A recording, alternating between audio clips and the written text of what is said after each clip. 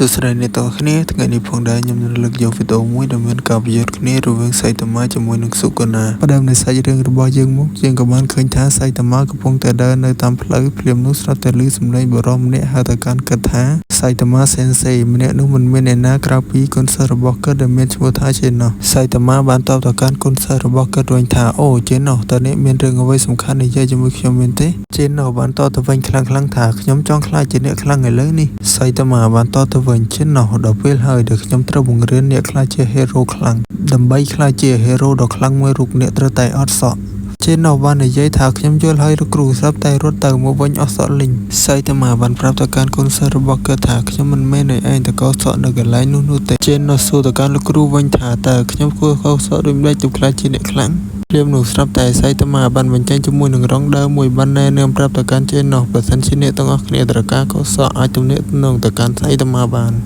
សាច់រឿងបានកាត់បន្ថយខាងនេះវិញបិសាចម្នាក់នេះប្រុងសម្លាប់ទៅកាន់អប៉ែនេះហើយតែត្រូវបានសៃតាម៉ាជួយទឿនសៃតាម៉ាដោយស្មានថាអប៉ែនឹងគឺជាស្រីបានសួរទៅកាន់វាថាស្រីស្អាតតែអ្នកមិនមានបញ្ហាអ្វីទេឬជេណូបានប្រាប់ទៅកាន់គ្រូរបស់គាត់ថាប៉ែនឹងវាមិនមែនជាស្រីទេវាគឺជាខ្ទើយសៃតាម៉ាគ្រាន់តែឮថាអានឹងខ្ទើយភ្លាមដាក់វាម្ដាយម៉ាំងបែងទៅរកឋានៈបាត់តែទើបមួយទៀតសៃតាម៉ាបានប្រាប់ទៅកាន់កូនសិស្សគាត់ថាពិភពលោកនេះគ្មានស្រីគឺល្អបំផុតភ្លាមនោះស្រាប់តែលេចវត្តមានរបស់ស៊ូកាណាមកបាននិយាយទៅកាន់ជេណូថាគឺជាមនុស្សមួយកណាត់និងមនុស្សយឺនមួយកណាត់និងបន្តនិយាយឌីដងទៅកាន់អ្នកទាំងពីរបិសាចដែលត្រូវជាកូនចៅរបស់ស៊ូកាណាបណ្ដើរមកមុខបន្តិចត្រូវបានសៃតាម៉ាដាក់ម្ដាយប៉ើងកាត់មុខរបស់ស៊ូកាណាចាប់ផ្ដើមញញធ្មេញហើយភ្លាមនោះជេណូបានហក់ទៅកាន់មុខរបស់ស៊ូកាណានិងនិយាយទៅកាន់ស៊ូកាណាថាកុំបោះចូលមកមួយចង្ហៀនទៀតស៊ូកាណាបន្តទៅវិញថាគីឡូអន់ដូចជាឯងហ៊ានបញ្ជាយើងផងជេណូបានតទៅវិញថាចូលមកកាន់តែចិត្តអ្នកនឹងថាអ្នកណាគឺជាអ្នកខ្លាំងអ្នកណាគឺជាអ្នកខ្សោយពិតប្រាកដ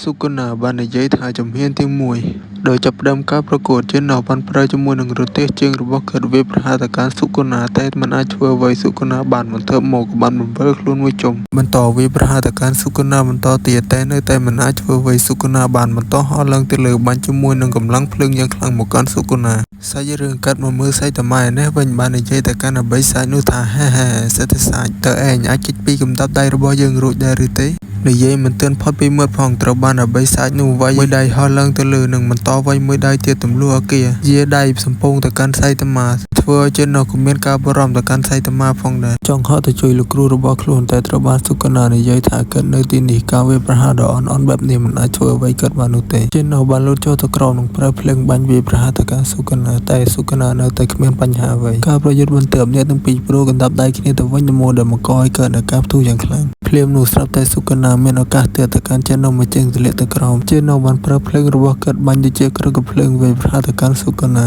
និងប្រើភ្លើងយ៉ាងខ្លាំងវាប្រហារទៅកាន់ស៊ូកាណាតែស៊ូកាណានៅតែគ្មានបញ្ហាអ្វីភ្លេចខ្លួនតែភ្លេចស៊ូកាណាបានវាប្រហារមកកាន់ជេណូវិញដាច់ដៃមកខាងនិងនិយាយឌីដងទៅកាន់ជេណូតែមិននឹកស្មានថាជេណូអាចតដៃរបស់ខ្លួនបានជេណូបំរុងនឹងប្រើអល់ទីរបស់ខ្លួនម្ដងទៀតស៊ូកាណាដើម្បីជាការតបតបានប្រើធម្មពលយ៉ាងខ្លាំងមួយវាប្រហារទៅកាន់ជេណូធ្វើឲ្យជេណូដាច់ដៃម្ដងទៀតនិងទេលីផតទៅនៅពីក្រោយក្នុងរបស់ជេណូត្រូវបានជេណូដាក់ម្ដាយហោះឡើងទៅលើអ្នកទាំងពីរបន្តប្រយុទ្ធគ្នាម្ដងទៀតទម្លុះអគារស៊ូកាណាវាប្រហារទៅកាន់ជេណូដែលធ្វើឲ្យជេណូតដៃមិនរួចព្រមទាំងអាចវាបណ្ដាច់ខ្លួនរបស់ជេណូបានទៀតជេណូដើម្បីអាចប្រកួតម្ដងទៀតគាត់ក៏បានតខ្លួនរបស់គាត់វិញនិងប្រើអល់ទីចុងក្រោយរបស់គាត់វាប្រហារទៅកាន់ស៊ូកាណាប៉ុន្តែស៊ូកាណានៅតែគ្មានបញ្ហានៅក្រោមដំណទឹកភ្លេងអ្នកទាំងពីរប្រឈមមុខគ្នាម្ដងទៀតស៊ូកាណានៅតែនិយាយឌីដងទៅកាន់ជេណូកន្លងពេលនោះជេណូក៏អស់ជាមួយនឹងធម្មពលដើម្បីប្រយុទ្ធបន្តទៀតដែលស៊ូកាណាបានវាប្រហារយកជីវិតទៅកាន់ជេណូតែភ្លាមនោះស្រាប់តែជាបន្ទាប់យើងក៏បានឃើញសៃតាម៉ា3ជេណូនឹងនិយាយទៅកាន់ជេណូថាអ្នកធ្វើបានល្អហើយនឹងដាក់ជេណូចុះនឹងប្រាប់ឲ្យជេណូចាំនៅកន្លែងនេះហើយរឿងបន្ទាប់ទៅឲ្យគាត់ជាអ្នកដោះស្រាយអ្នកទាំង3បានប្រជុំមុខគ្នាម្ដងទៀតការប្រយុទ្ធពី1រវាងស៊ូកាណានិងសៃតាម៉ានឹងបន្តទៅកាន់វគ្គក្រោយដោយសារតែសាច់រឿងរបស់គេចាប់ត្រឹមនេះទីចុងក្រោយក៏សូមអ្នកនរគ្នាជួយចុច like និង subscribe ទៅកាន់ channel admin អ្នកមួយផង